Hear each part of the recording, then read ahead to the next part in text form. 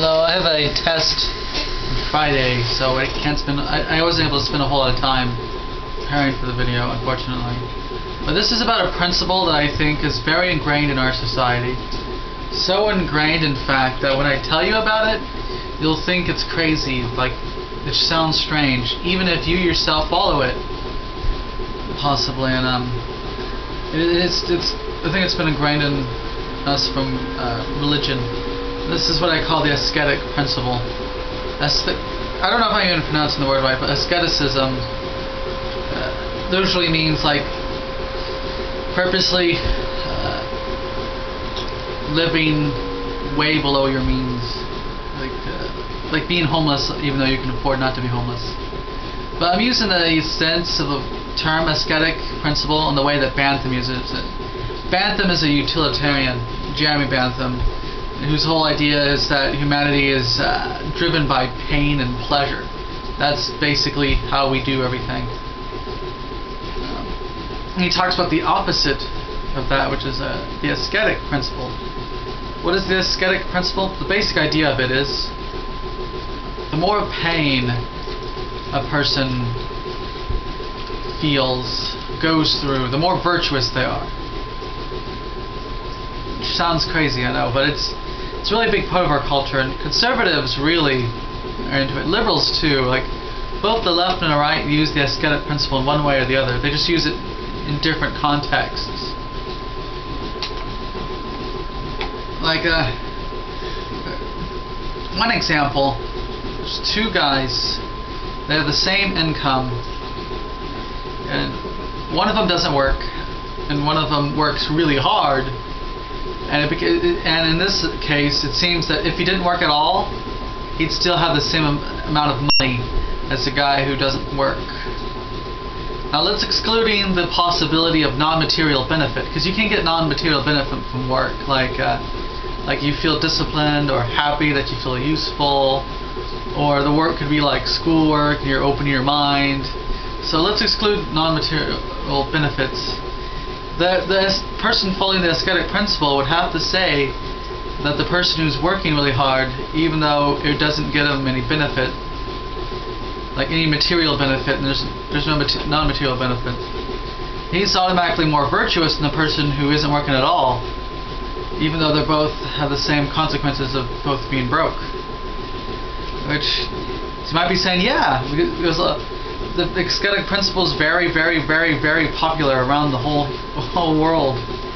So I might say, yeah, the guy working harder is more virtuous, but I'd have to say why. If he isn't getting any benefit, then I would say that he's acting irrationally. Like, if he would make the same amount of money as the guy who's not working, then he shouldn't work if he's not getting any benefit. And if he's not benefiting others, at least. So, as you can tell, I reject the ascetic principle. I don't play the game either. So another example is, if you've seen the Facebook parenting video, he used the ascetic principle, and I didn't like it at all. I didn't like that video in general. I thought that the dad was insane, belongs in a padded room, to be honest. But anyway, he used that whole, back in my day, when I was your age, I worked 2 jobs, went to school. So his basic view is, when I was your age, I had more pain than you, therefore more virtuous than you, and you're bad because you have less pain than me, and you flaunt the fact that you have less pain. That's what it is. It's the ascetic principle, that if one suffers more, the more virtuous they are, which is BS. To me, I think the whole point of life, one of the goals of life, should be to have as much pleasure as possible. I'm more with Mill than Bentham. There's different levels of pleasure. Like me trying to master a very, very difficult book, the Tractatus, is a higher form of pleasure than Counter-Strike. Well, Counter-Strike's pleasure is immediate. The Tractatus, you have to work for it. But you get like a whoa. It's, I guess the kind of pleasure you get from philosophy and reading it is like a pleasure that you feel like inside of your body almost. It's a bit more intense than a video game pleasure, which is not as intense. Like, I guess the difference between like video game pleasure and philosophy pleasure. It's like the difference between having sex with a stranger and having sex with someone you're like madly in love with. That's kind of the difference between the, because those are very different types of pleasure, of course. And yeah, and I think religion in general doesn't really teach that you should have as much pleasure or you should seek out happiness as much as possible. And I worry that there's a lot of Christians, at least, who purposely stop themselves from having pleasure or having fun because they worry that if they have pleasure they'll be sinning. And this doesn't make any sense to me. I mean, how is this to your benefit? You might be saying, well, it's more virtuous, but what's virtue and why should I care?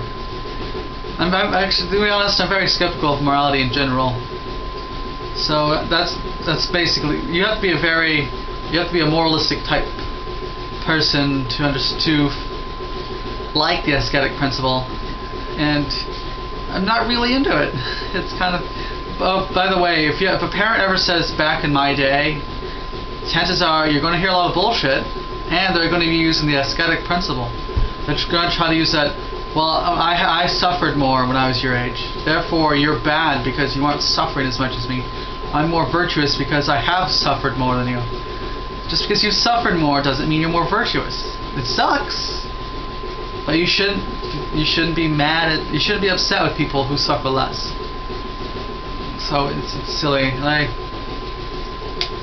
There's someone I know in my life. I'm not going to say the person's name, but I think this person wants to be unhappy and purposely destroys the relationships with other human beings in order to suffer more, in order to be more virtuous, to sin less, to get to heaven easier.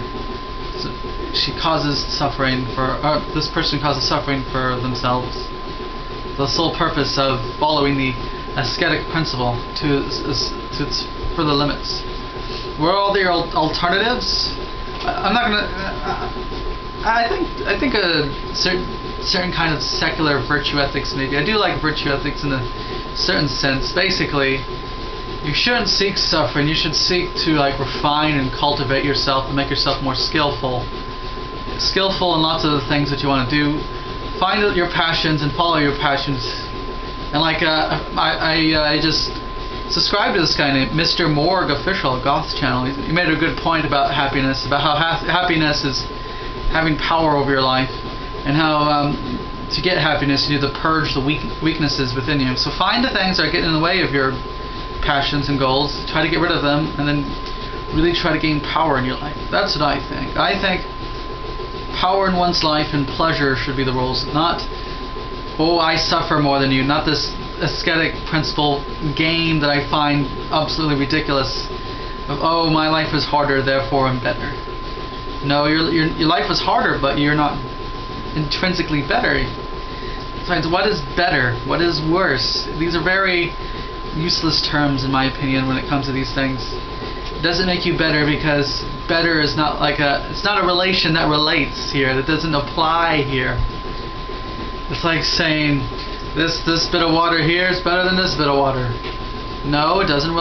That concept doesn't apply here. But yes, if any of you have any thoughts about the ascetic principle? Do you like it? Are you against it? Have you come across the ascetic principle in your life? You live in the United States, so I assume you have. Do you have any stories about the ascetic principle? Good or bad? Let me know in the comment section. I'd also like it if you made videos. And yeah, that's my thought. The ascetic principle. Suffering is virtue. I think that's bullshit, and I hope you do too.